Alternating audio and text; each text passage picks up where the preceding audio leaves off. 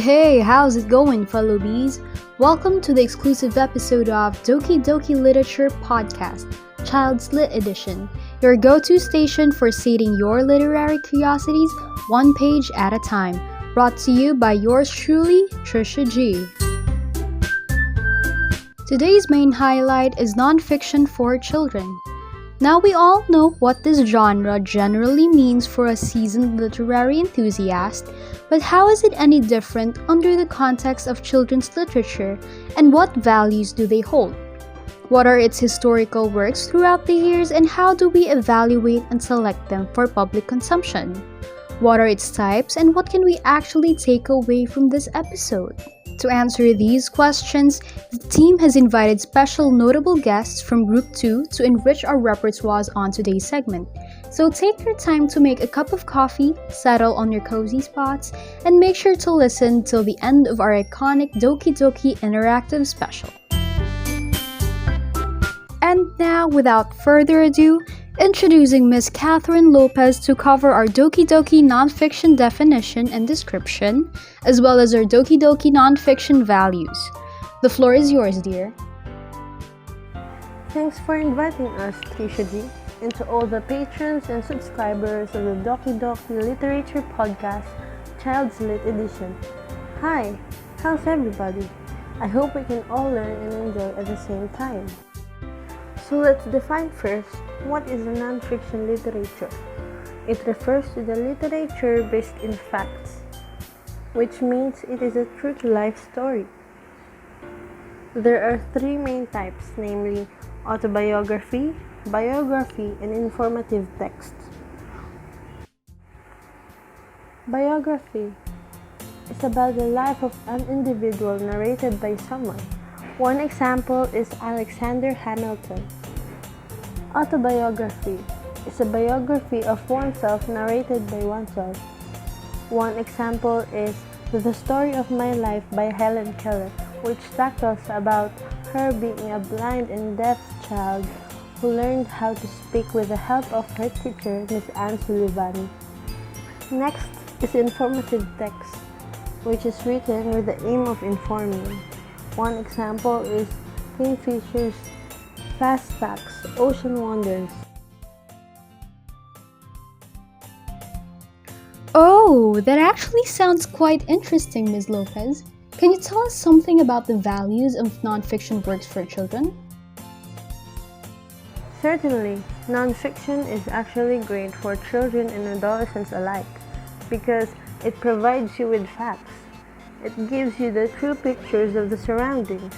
It provokes one to use one's mind and formulate a path of understanding. Nonfiction expands the horizon of the reader. It makes one smarter to understand the concepts of real life. One example is the biography of Alexander Hamilton, which also gives us historical information.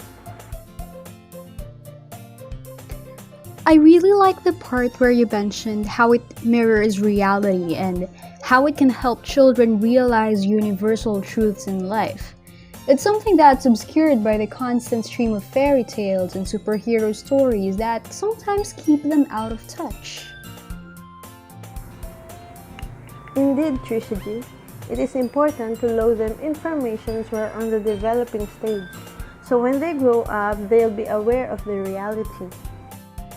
The point is, nonfiction gives the readers fact-based information that makes them understand reality, while of course enjoying to read it. Well said, Ms. Lopez. Thank you for the insightful talk about the definition and values of nonfiction for children. Now that we have an idea of today's selection, let's delve deeper into the literary abyss of Doki Doki historical overview of nonfiction for children. For this segment, we have Ms. Daphne Labaran to give us a comprehensive blast from the past.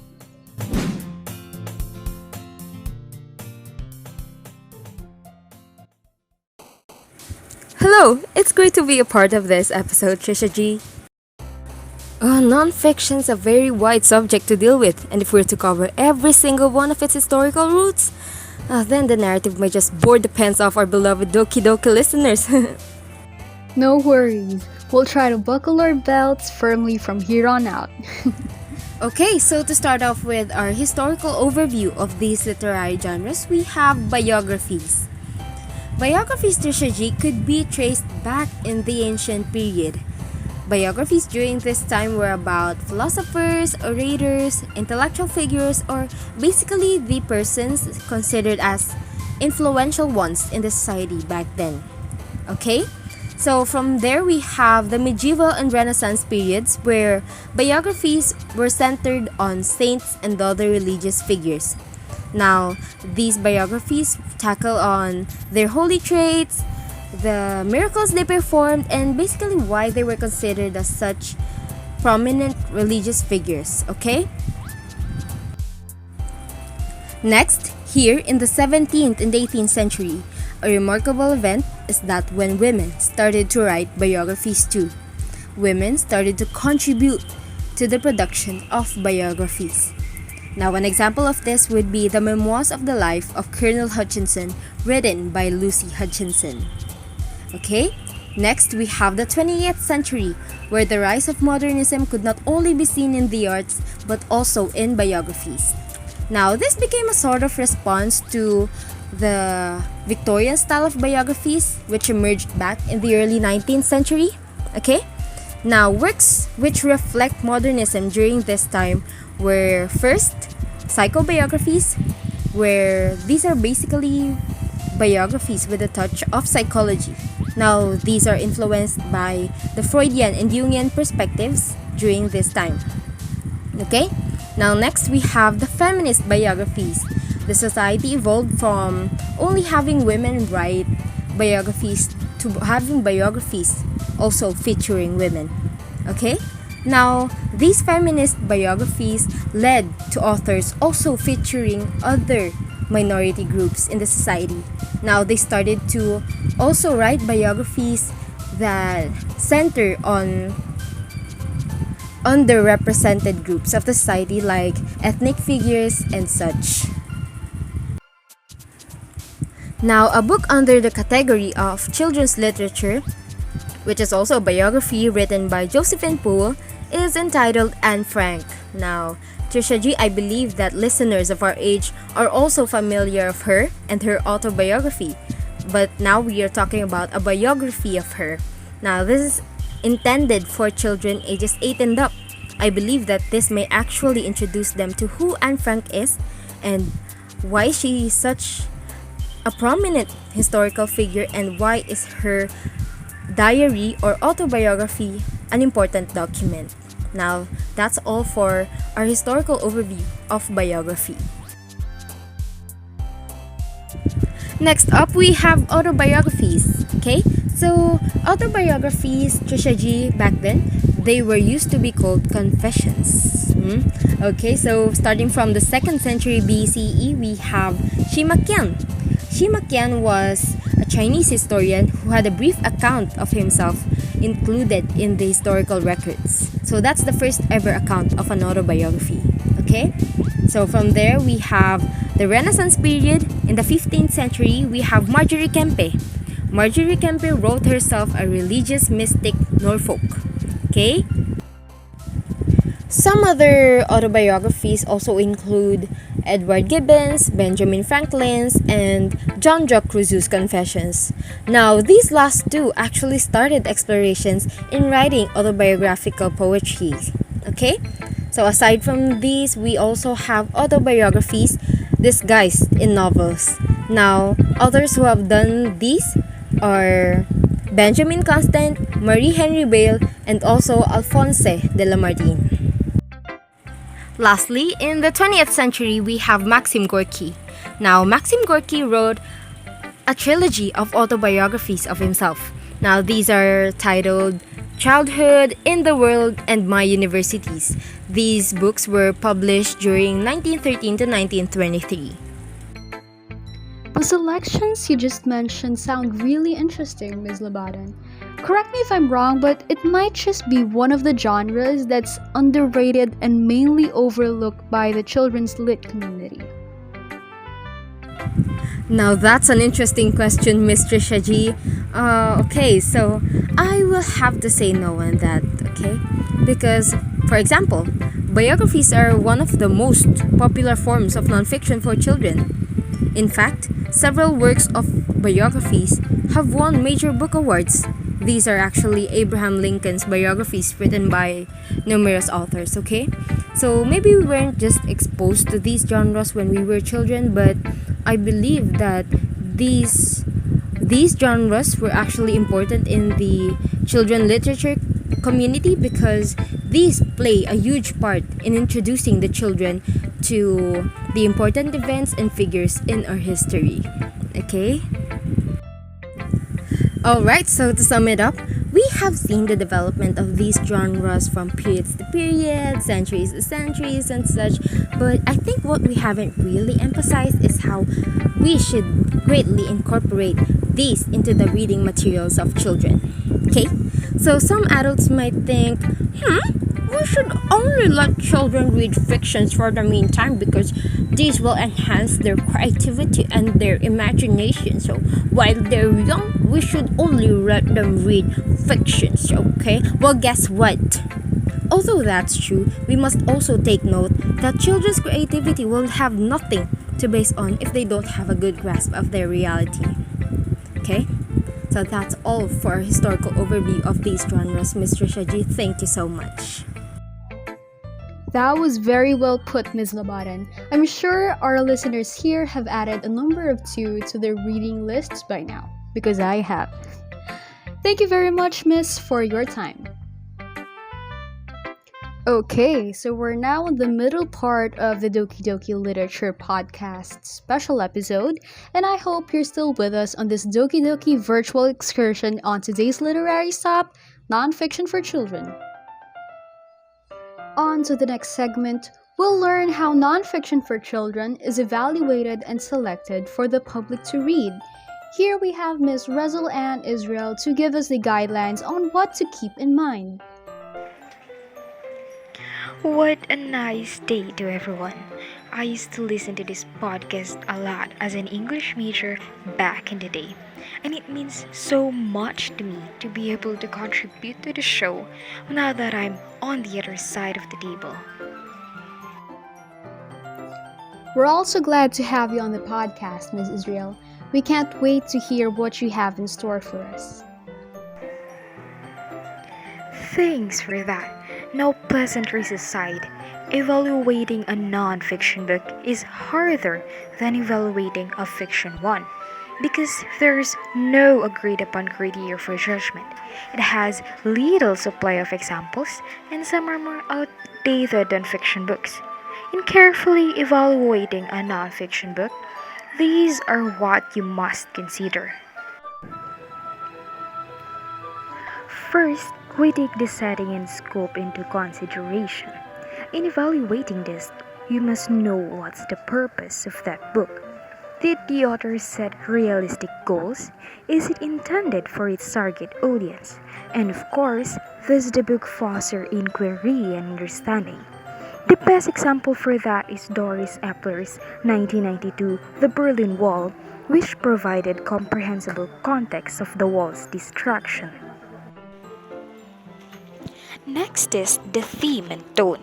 Non-fiction books usually have themes that are greatly tied with its author's point of view. In evaluating this, you must see the theme being consistent throughout the book, while the tone is the manner in which the author achieves the desired goals for the book. Does it want to persuade, inform, or inspire its readers? The style, of course, is also important. According to Jane Langton, the best nonfiction book has the potential of leaving a mark on the reader's heart and change them in some ways. For that to be possible, the book must contain clear and direct information. Language should be vivid and interesting, that the reader could possibly involve themselves.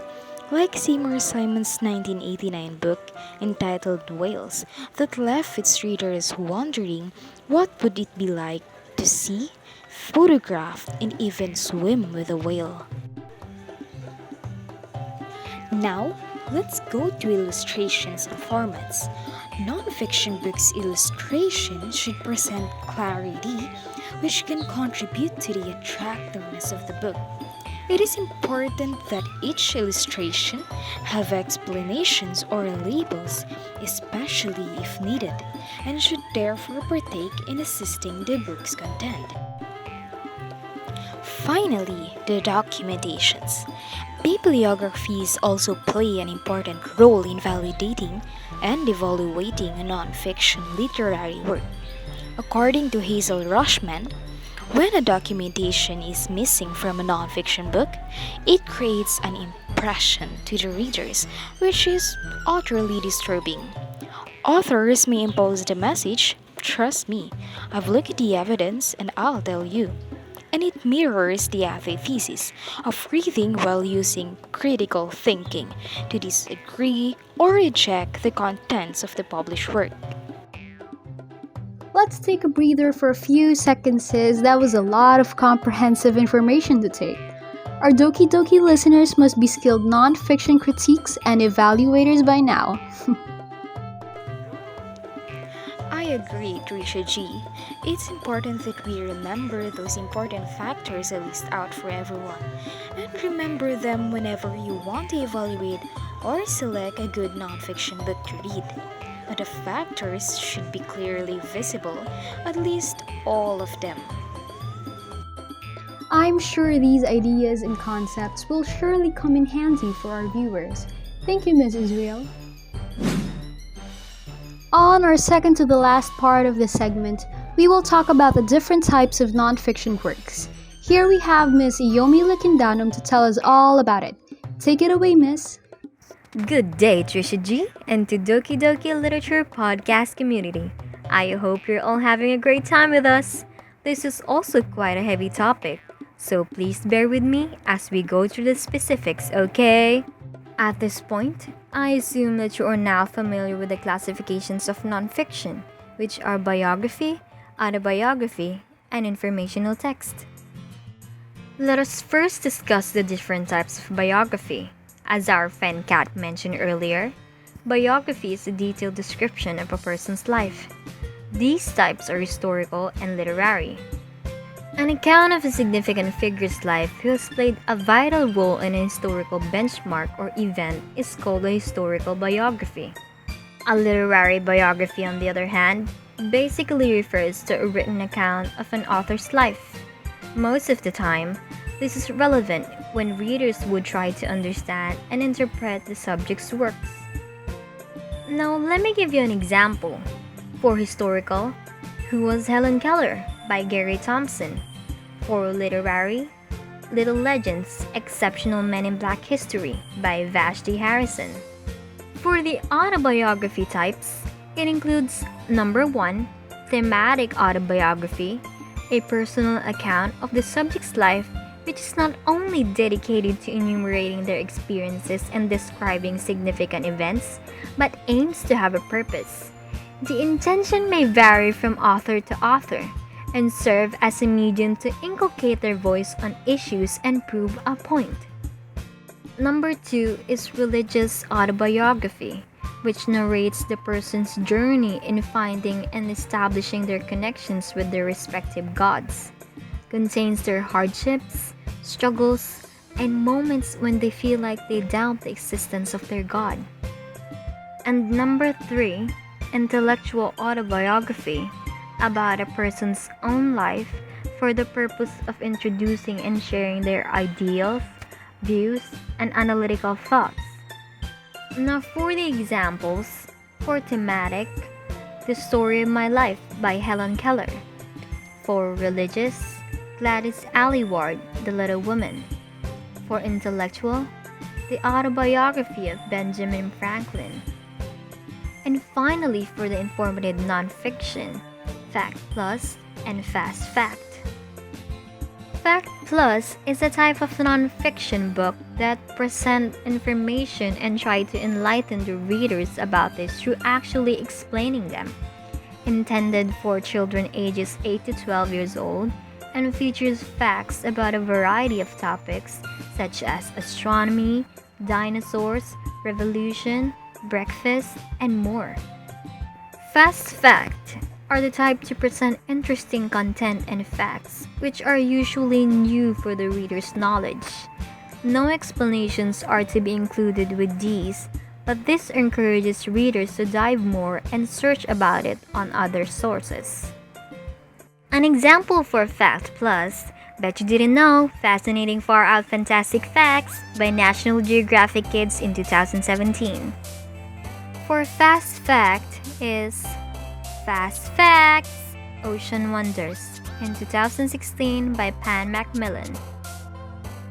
Whoa, that sure is a lot of types. I hope you're all taking notes because this is no joke. I feel you, sis. But in simple terms, all you have to remember is bi. I know what you're thinking, guys, but it's not bi as goodbye. It stands for biography, autobiography, and informational text. Pretty interesting, right? Under nonfiction are FBFF, Fact Plus, Fast Fact. Biography has Healy, historical and literary. And last but not least, for autobiography, 3. For thematic, religious, and intellectual. It's easy when it's in an acrostic form, so I hope you remember them. Again, this is Yomi. Thank you so much for listening. That was a wonderful conclusion, Ms. Lakindanon. Thank you very much. And now for the bite-sized takeaways for the listeners on today's episode.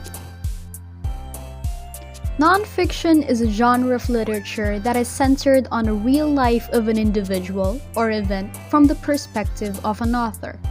Its 3 types are autobiography, biography, and informational texts.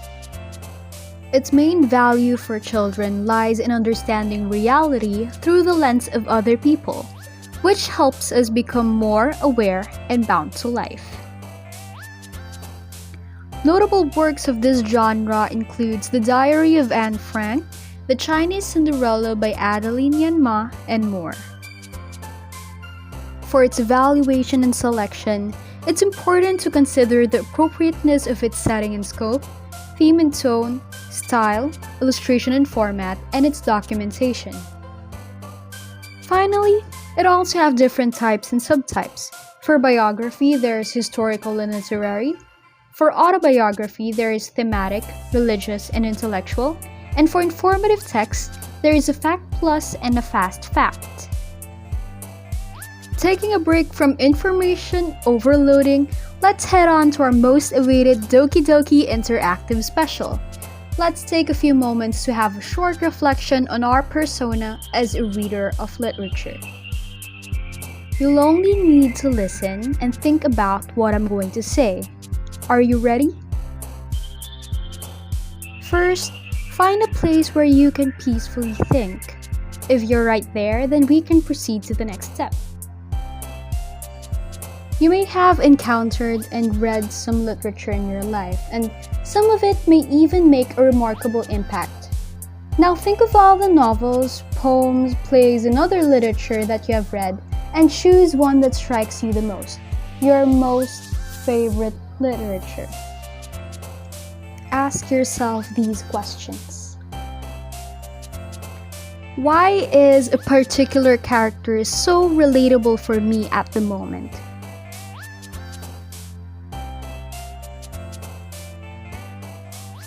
Why is a particular character so relatable for me at the moment?